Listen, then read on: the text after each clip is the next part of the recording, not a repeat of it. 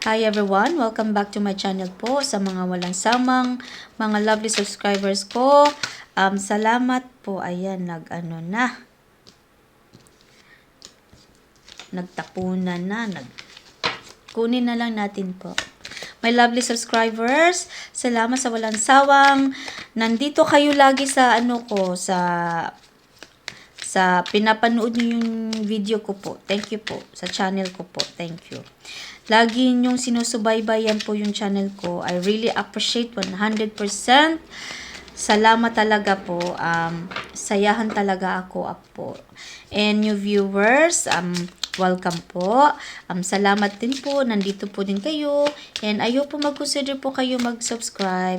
Everybody, please share this reading po. At saka po, don't forget to subscribe, like, comment down below. And please hype my video naman everyone. Huwag naman kayong, huwag nyo naman kalimutan everyone. Sandali po charge ko muna to. Lubat na naman po. yung camera ko po. Okay. So, alam nyo na po hindi lahat makaresonate po Kunin nyo lang kung sa ano lang ang kailangan nyo po. Okay, meron tayong 2 of Cups.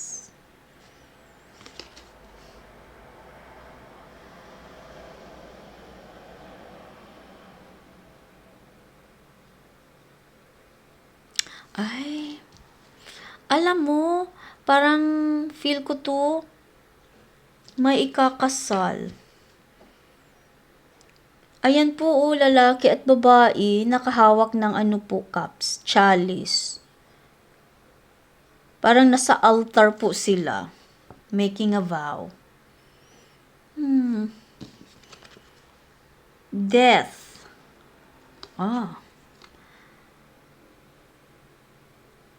That is not good. Let's have a look anong death na to. Bakit may death dito? We'll take a look more.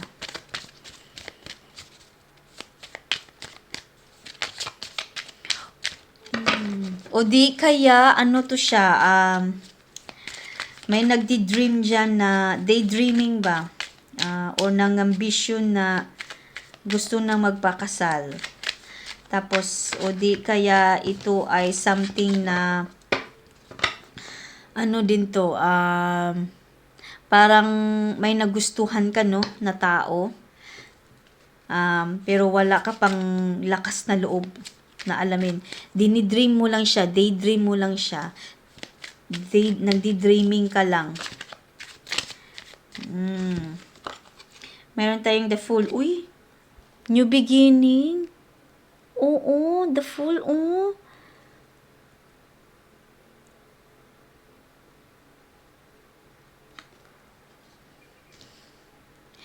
Ito na ba yung inaantay mo na magkakatuon na ba? Na ka na? Ikakasal na kayo? Pero what with the death though? Nasa middle kasi yung death. Clarify nga natin yan mamaya. Ayun, dumalo na. Meron tayong Page of Swords.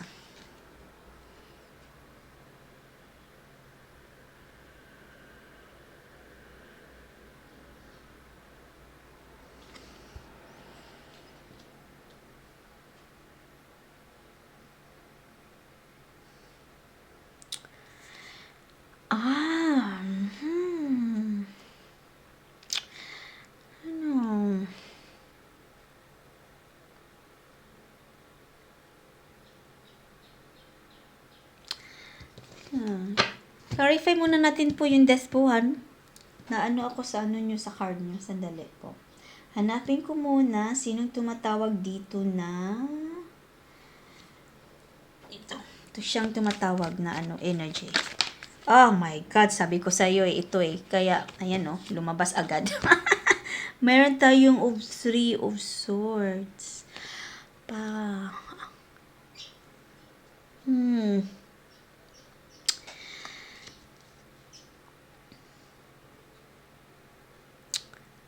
Alam mo, feel ko to na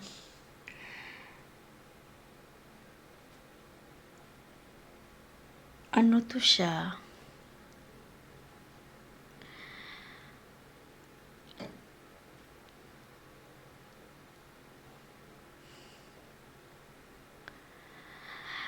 Parang ano ka nito.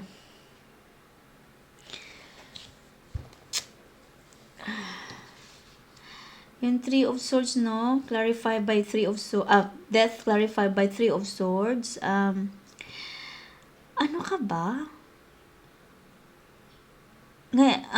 Kakaseparate mo lang? Or you've been through a lot with separation sa ano mo, relationship mo? Kaya ito nauna siya of then death. Ikaw ba'y galing sa ano, heartbreak? Kakaano mo lang? Galing ka ba sa, nung naghiwalay ba? Separation, divorce, or nawala ang kapartner mo? As in, nawala. Nawala na po dito sa mundo. Tapos, binibigyan ka ng panibagong buhay, panibagong opportunity na magiging ano ka, yung Page of Swords mo, binibigyan ka ng bagong opportunity, bagong buhay, na advice to Page of Swords. Ina-advisean ka na magiging ano ka, na magstay ka muna, magiging sarili mo, like independent ba? Parang heartbroken ka kasi yun na nga yung ano ko, energy niya, explain ko lang po.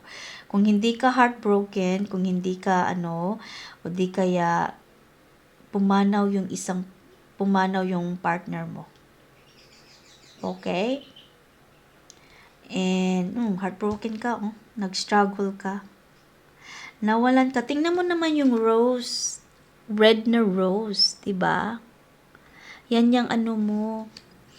Yan yung ano mo, yung puso mo na inano talaga. Yung na-stop sa pain. If your partner is gone, pumanaw na, condolence po. Kung ikaw naman ay divorce, sorry din po. Kung ikaw man ay nag-separate lang temporary po, sorry din po. Pero yung Page of Swords, advice yan Titingnan natin kung ano pa mensahe nyo. May panibago ka panibagong buhay ka, panibagong opportunity, inoferan ka. Pero hindi pa sinasabi kung anong klaseng opportunity yun po Okay. Ang dami nyo naman. Ayan. Okay din pala. Hindi pala dami. Meron tayong Five of Swords.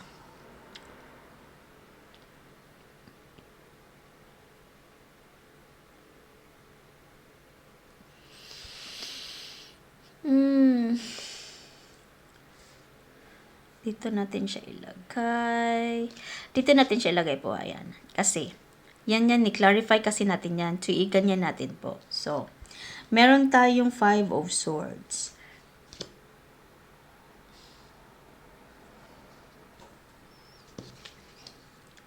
Five of Swords. Diyos ko. Parang ano ka na?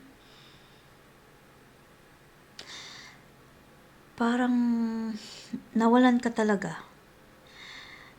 You really lost your other half.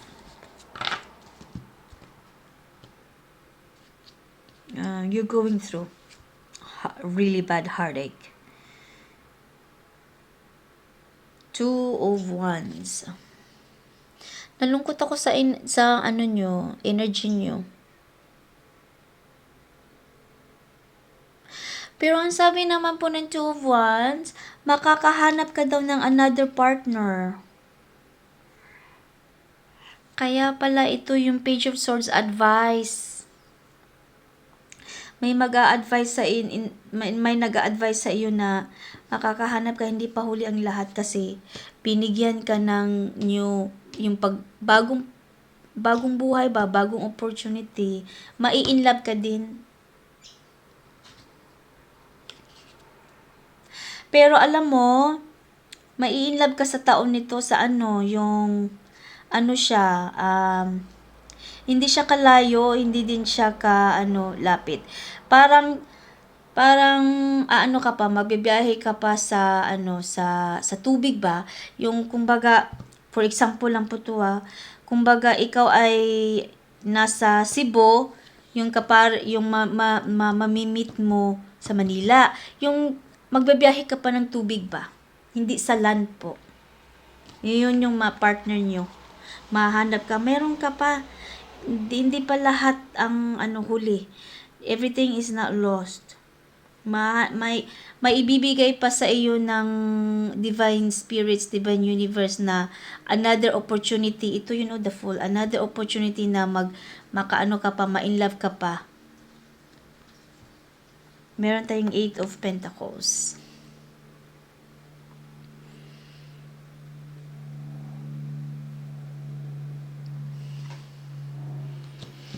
Oh, relationship talaga. Makakahanap ka talaga.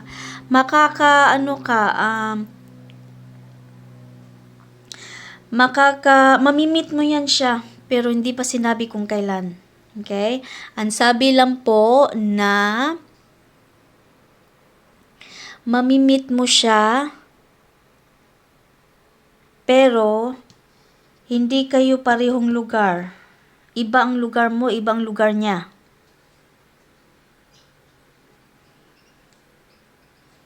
Ang ganda ng opportunity mo, binigyan ka ng opportunity. Binigyan ka ng opportunity magmahal uli.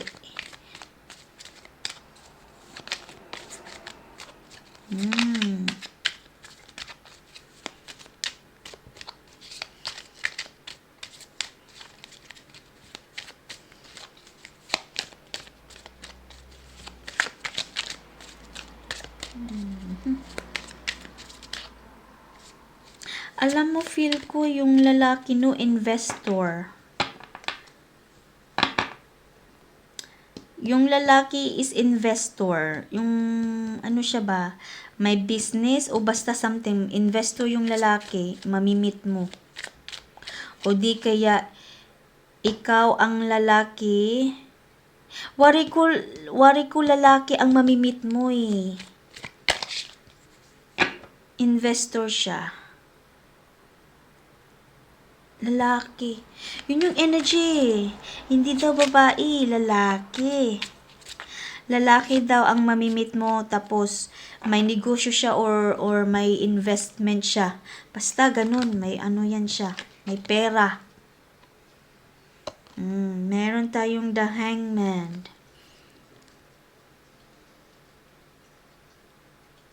Ayan, di nagfo-focus tuloy yung ano ko. Ano pa nangyari sa camera ko? Ayan, the Hangman po.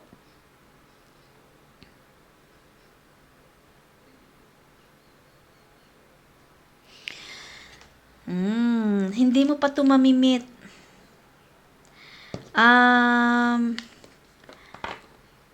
Hindi mo siya mamimit muna ngayon. Pag mamimit mo yan ang magbibigay ng panibagong ano mo, mag-change yung perspective mo sa buhay mo, sa takbo ng buhay mo, sa takbo ng relationship mo. Sa relasyon na yung lalaki na yan. Lalaki yan eh. Yun yung energy. 100% positive lalaki.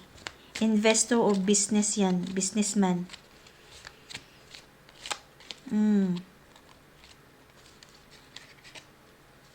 Hindi mo pa siya mamimit pero sinabihan na po kayo na yun yung ang ano mo, panibagong relasyon mo in the future.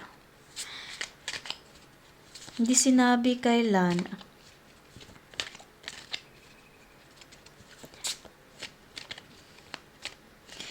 Parang bibigyan ka ng ano nito, sign ng Divine Universe kung kailan mo kung malapit mo na ito mamimit, bibigyan ka ng sign.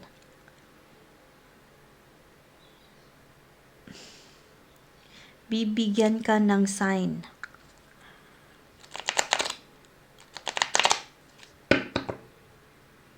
Bari ko meron pang isa. Kuha pa tayo ng isa. May isang energy pa. Oh, yun sabi ko sa'yo, may energy pa eh. Isa lang. Yun ka lang. Dalawang binigay sa iyo. O, ayan. 10 of Cups. Ayan, hindi na mag-ano.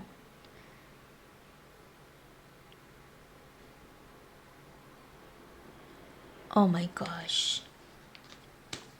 Lahat ng mga kaibigan, pamilya mo, saludo sa lalaki. Accepted yung lalaki 100%. Maganda ang bonding ng relationship mo sa kanya. Maganda ang bonding ng family friendship mo sa lalaki na yun. Mabait siguro yun. Hindi ko lang alam mabait ba. Basta sabi lang na maganda. Mapera siya may pera siya kasi either investor to or businessman to siya. Lalaki yan. Okay? Yun talagang energy. Bigat na bigat lalaki.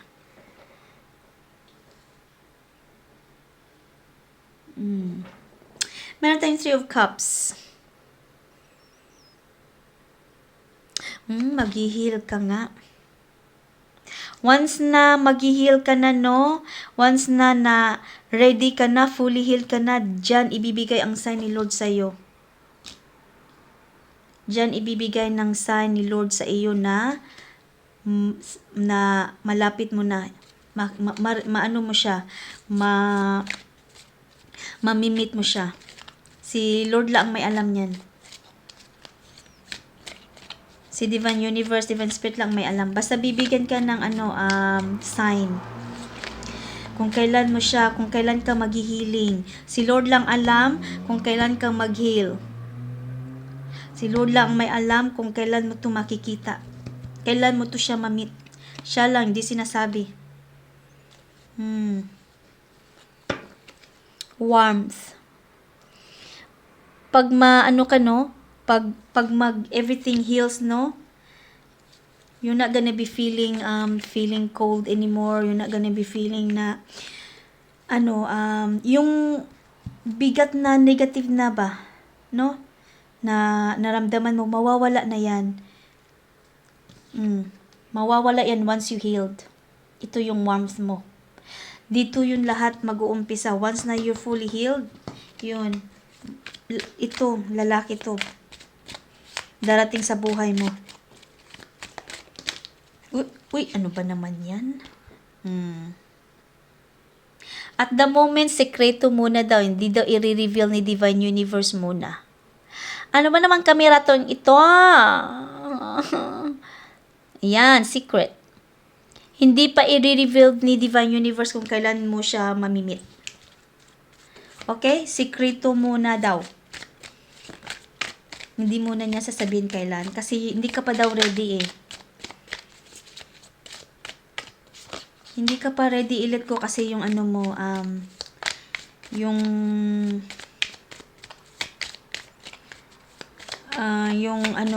pumanaw. Kung ito ay pumanaw, hindi ka pa ready. Kung ito lang ay divorce or ito lang ay separation, like separated mo na kayo, magsiseparate kayo, ganun din naman ang sitwasyon nyo. May new beginning pa rin kayo. May panibagong buhay na ni-prepare ni Lord sa iyo. Okay? Same story din. Whether you're divorced, whether you're widow, whether you're separated, no? Pag once na mag-heal po kayo, this is your story now.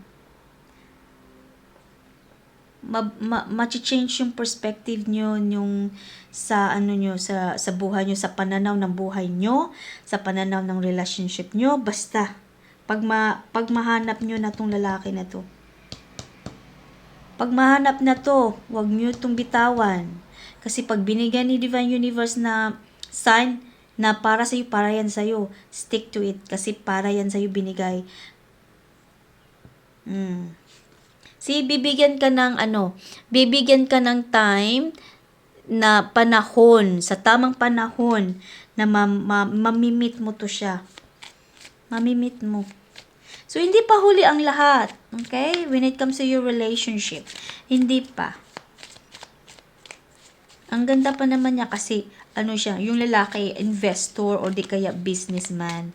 May pera. May pera yung lalaki. Ano pa? Malalaman at malalaman mo yan. Mararamdaman mo yan na pag mag-heal ka na, ibigay yan ni Lord sa'yo. The time will come. Malalaman mo yan. Ma-feel mo talaga yan siya.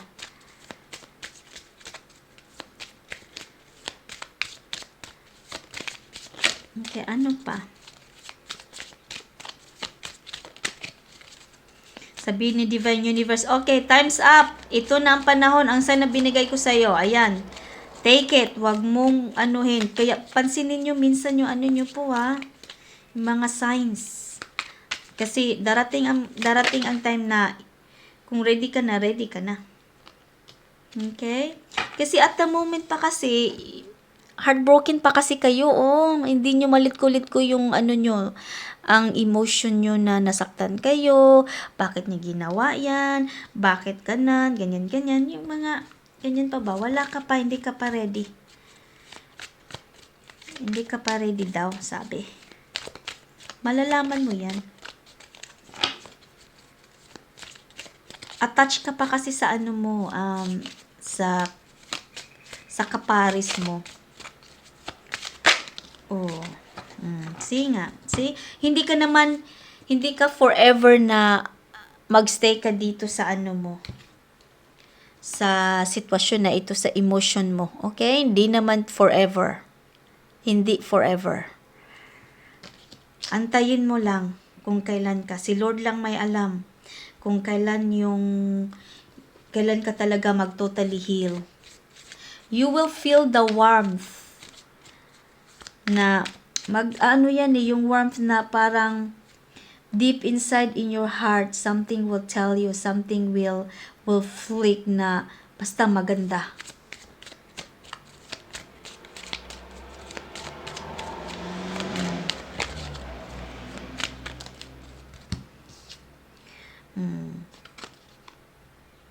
Meron tayong illusion. At the moment, wala pa yan, nag-i-illusion pa lang kayo na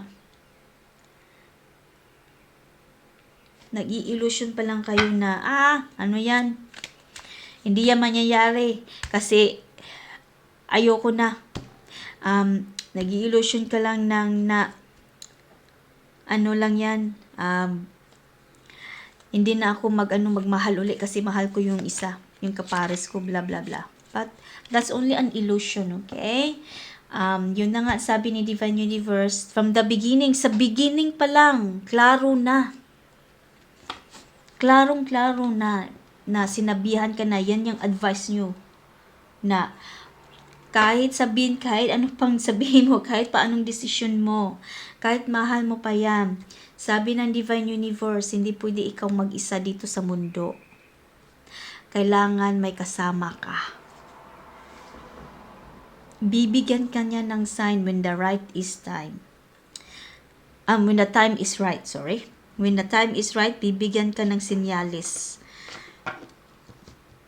Hindi mo lang matatanggap at the moment, but matatanggap mo din yan. You'll get there. And don't worry.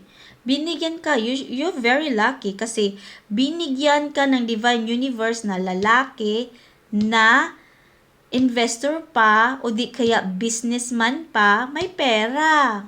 So, ilo-look after ka talaga. Kasi magbaband siya, maganda ang relationship nyo. Not just you, but your family and friends. Maganda siya makisama. Alam mo, you're still lucky. So, yeah, ang ganda ng energy nyo. Kahit nasaktan ka, kahit broken ka pa, pinaplano na ni Lord, pinaplano na Divine Universe na meron ka na parating. Niplan na niya kung ano at sino yan ang ibibigay sa iyo. Para sasaya ka din. 'Di ba? So, yes. Full stop na yung energy ko po. Lumayas na yung energy ko. Sorry po. Wala na akong mabasa. Wala na akong makonect na energy po. I hope you enjoyed this reading po. I hope that na naka-resonate po kayo. And sana please like, comment, and hype my video and subscribe everyone. Sana magkita-kita pa tayo sa next video ko po, everybody. Okay po? And I hope you enjoyed this reading. Please share my reading as well. And yes, I will see you in my next reading. Bye for now po. Paalam.